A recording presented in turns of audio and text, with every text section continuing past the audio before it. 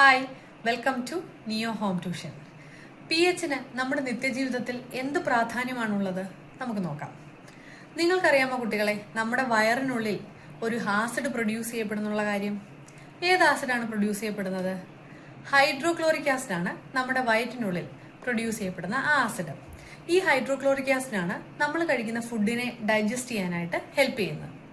ചിലപ്പോഴെങ്കിലും നിങ്ങളിൽ പലരും എക്സ്പീരിയൻസ് ചെയ്തിട്ടുണ്ടാവും, ചില ഫുഡുകളൊക്കെ കഴിച്ചിട്ട് നിങ്ങൾക്ക് വയറിനുള്ളൊരു പെയിനും ഒരു ഇറിറ്റേഷനും ഒക്കെ എക്സ്പീരിയൻസ് ചെയ്യുന്നത്.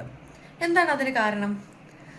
നമ്മൾ കഴിക്കുന്ന ഫുഡ് പ്രോപ്പറായിട്ട് ഡൈജസ്റ്റ് ചെയ്യാതെ വരുമ്പോൾ നമ്മുടെ വയറിനുള്ളിൽ എക്സസ് ഹൈഡ്രോക്ലോറിക് ആസിഡ് പ്രൊഡ്യൂസ് ചെയ്യപ്പെടുന്നു.